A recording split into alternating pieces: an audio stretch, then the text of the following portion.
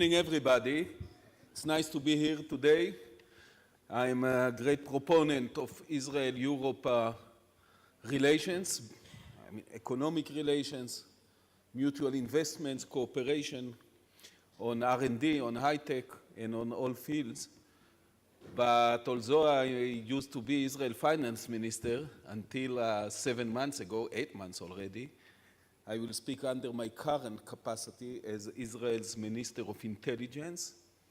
I understand that the last panel was more about global strategical issues, and I like to elaborate a little bit about the Middle East in general and about the main problem, the most critical issue of our era, of our time, to Israel, the Middle East, and Europe alike, which is now on the table. And this is, of course, Iran's attempt to develop nuclear weapons, or at least nuclear military capacity. If you look at the Middle East, it was always one of the most difficult neighborhoods on the face of Earth. No doubt about it. And little Israel, the little tiny Jewish democracy, has to survive and to defend itself in the middle of the Middle East, in the middle of the most difficult neighborhood on the face of Earth. But especially for the last 3 years, since the beginning of the Arab Spring, we see enormous instability and turmoil all around the Middle East. It's quite clear to us that the old Middle East is over, and the new Middle East is not there or not here yet. And nobody can predict how will the Middle East will look like 3 or 5 or 10 years from now. It's quite clear that this is a very deep transition period, and nobody can really predict what it will lead to. But besides all the problems, the turmoil all around us in the Middle East, the terrible carnage, bloodshed, the brutal tragedy of the civil war in Syria, actually you look over the Middle East, you see only one stable spot all over, from Tunisia until Iraq and Iran. There is only one really stable spot, and this is the state of Israel, that succeeded through the decades, despite a lot of animosities, wars, rocket attacks, terrorist attacks, suicide bombing terrorist attacks, incitement, hatred, again and again. I think it should be mentioned that this little state, if I compare it to 30 years ago, to the beginning of the 1980s, double the number of its citizens, including the number of its Jewish citizens. It's the only Western society, despite all the animosities, that double its number, the number of its citizens. We did create here, despite all the animosities and problems and threats, and defense expenditures, a vibrant modern economy, mainly high-tech, very strong high-tech economy. But now there is a new problem that is of much concern to us and to you, guests from Europe, and this is an Iranian nuclear problem. And since this is now on the agenda of the world, not just of Israel, of the entire world, and since I'm in close connection with the 3 European countries and with the foreign ministers of Britain, William Hague, France, Fabius, and Germany, Westerwelle, Guido Westerwelle, about this issue, I like to make 3 comments, short comments about the Iranian nuclear issue and the negotiations that are going on nowadays in Geneva between the 5 superpowers and Germany, the P5+1, and Iran. First,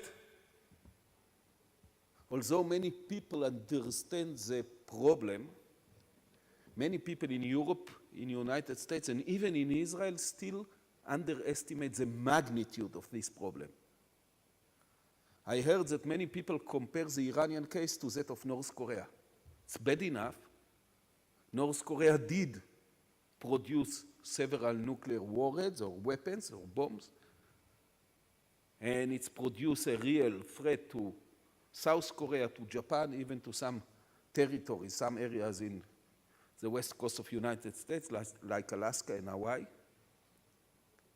And if Iran will get the bomb, it will create another enormous problem like that with North Korea. This is totally wrong. North Korea produced nuclear weapons, unfortunately, mainly in order to enhance the survivability of this brutal, terrible regime, terrible dictatorship. Pakistan has produced nuclear weapons mainly in order to deter India. So those are regional approaches. Iran is trying to obtain nuclear weapons not just in order to defend itself or to threaten Israel or the region. What the Iranians have in mind, Iranian leaders for 2 decades now are speaking once and again about the historic goal, the historic mission to balance the overall balance of power in the world between Islam on the one hand and the West or Western civilization on the other hand. This is a true goal or ambition. It's much beyond, it's not just to do with Israel or the Middle East. It's much beyond. It's about Western civilization altogether.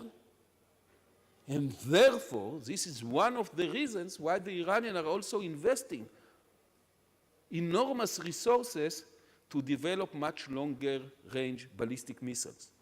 Already today, Israel, the Middle East, and approximately half of Europe is covered by current Iranian missiles.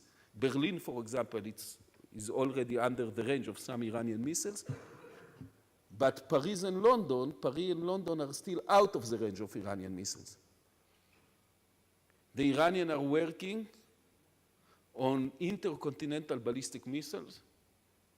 They spend a lot of money about this program, and it's estimated, not just by us, but also by other intelligence agencies in the West, that in 2 to 3 years, London and Paris will be also under the range of some Iranian missiles.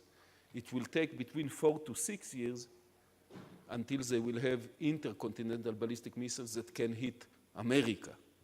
So the real scope or the goal of Iran is very different than that of North Korea or Pakistan. The real historic aim is to put direct threat not just to Israel or to Arab countries in the vicinity, but to Europe and to the United States. Therefore, if Iran will get the weapon, it won't create another problem like North Korea. It might become an historic global game changer. It might create a new dangerous world to Israel, to the Middle East, to Europe, and beyond. The second comment I would like to say is about the solution. You know, the negotiation in Geneva look very complicated. Speaking about number of centrifuges and levels of enrichment and heavy water reactor, it sounds quite complicated. Well, those 5 countries plus Germany, 5 superpowers plus Germany are sitting on and off vis-a-vis the Iranians for almost 10 years now. The negotiation actually started in 2003.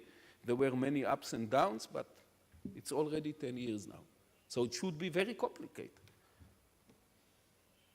But actually, there is a very simple solution. At least if you take seriously the public statements of both sides. What the Iranians are really telling us, Iranian leaders are telling us once and again, what they really want.